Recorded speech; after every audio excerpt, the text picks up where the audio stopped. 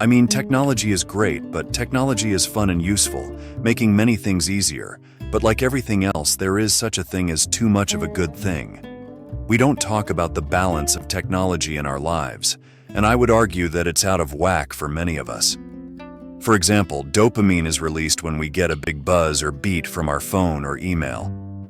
This is the same chemical that's released when we drink alcohol. You can become addicted to things like nicotine and gambling if you don't keep the right balance. A little alcohol is fine, but too much of it is bad. Gambling is fun, but too much of it isn't good. Technology is great, but too much of it can be very bad for our relationships, just like all addictions do. So what we're not thinking about is the right balance. It's bad if you check your phone first thing in the morning before greeting your partner, right? Thoughts? If you hear strange beeps, that means something is wrong. If you find yourself incapable of getting through a day without needing to check, that's a problem right now. Where it gets really dangerous is with kids, millennials. Some of them aren't kids anymore, right? So almost all alcoholics on the planet discovered alcohol when they were children. When we're very young, the only thing we need is the approval of our parents, right? When we go through adolescence, we now need approval from our peers. Frustrating for our parents, very important for us because it allows us to acculturate outside of our immediate families into the larger group, right? Very stressful time. And we're supposed to learn in this time of anxiety to rely on our friends, to reach out to our friends for help. We're supposed to learn. Some people quiet by accident, discover alcohol, and they learn the numbing effects of dopamine actually help them get through the stress of adolescence. This connection unfortunately becomes hardwired, and so for the rest of their lives, when they face any kind of financial, career, or social stress, they don't turn to a person, they turn to the bottle. Right now, we have age restrictions on alcohol, cigarettes, and gambling because we know that an immature mind is not yet strong enough or mature enough to deal with the powers of these addicting chemicals. These addictive chemicals. Right, so we put an age limit. We have no such age limit or age restriction on social media or cell phones. Right.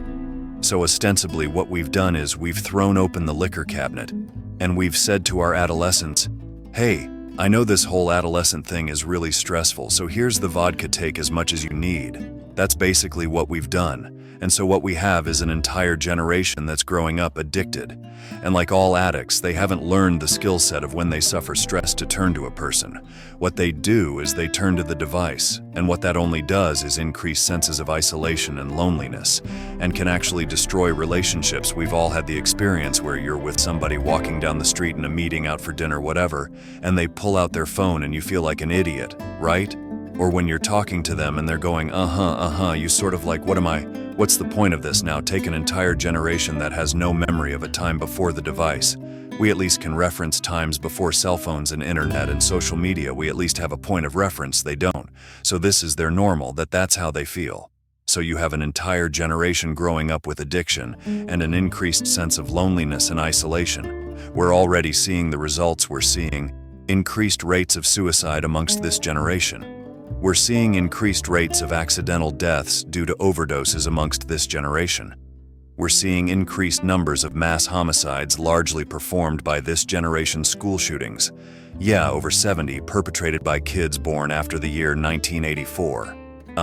Schools and universities are now getting a lot of kids asking to take time off because they are depressed. This is something they've never seen before. We can see the effects of loneliness and isolation, but we're not doing anything about it.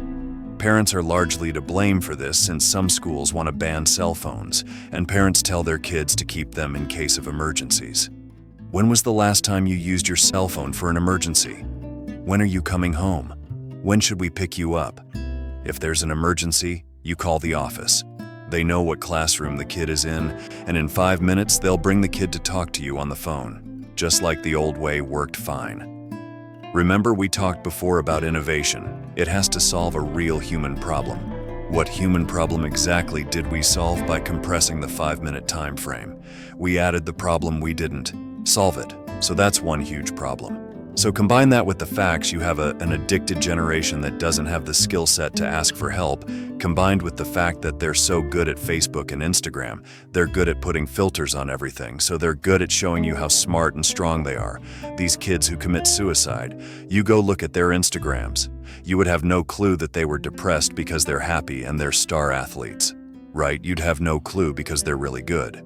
So when we say silly things like "my door is always open," you're assuming they have the courage to come in, combined with the fact that they're subject, largely not all but too many, to a failed parenting strategy, because their parents told them they were special. They could have anything they wanted. They can be anything they want. They got medals for coming in last, which, by the way, we know doesn't work. It devalues the medal for the one who comes in first and the one who came in last. It makes them feel stupid because they know they didn't deserve it. Right?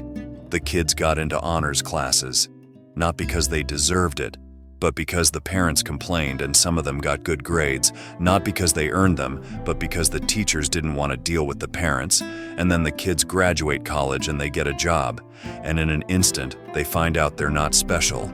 They don't get anything for coming in last.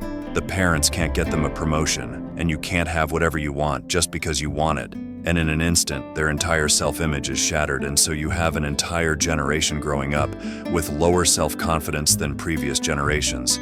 So you have lower self-confidence than previous generations, combined with an inability to ask for help with things that you're struggling with, and you turn to social media or device. You keep checking, you count your likes, you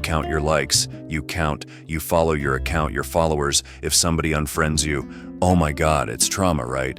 They cut each other out and stop texting and calling each other because they don't know how to say, hey, it's not working out, it's not me, it's you, right? There's no closure on things, right? Combined with the fact there's an institutionalized impatience, so they've grown up in a world of instant gratification. You want to buy something, you go on Amazon. It shows up the next day. You want to get in touch with someone, you don't leave a message on their machine and wait 4 hours for them to get the message. You just text them and they get back to you immediately. You want to watch a movie, you just log on and watch it. You don't have to check movie times, right? Everything happens. You want to get a date swipe, right? You don't even have to muster up the courage to go. Like, hey, you don't have to, there you go. Got a date, right? And so the problem is, they're accused of being entitled. I don't think they're entitled at all, not at all. I think they're impatient. I keep meeting these fantastic, smart-driven, ambitious, idealistic, fantastic kids who graduated school. They got a job, they want to make an impact in the world. And I go up to them and say, how is it going? And they say, I think I'm gonna quit. I'm like, why? They're like, I'm not making an impact. I'm like, you've been here 8 months. And it's as if they see the summit of a mountain, as if they're standing at the foot of a hill. They can see the summit, they can see the thing they want. I want to make an impact. What they don't see is the mountain, which is a big thing that won't move. You can go up slowly or quickly. There's still a mountain. What they don't understand is that life, that relationships and career fulfillment are a journey. There's no app for that. I got nothing you've got to go through.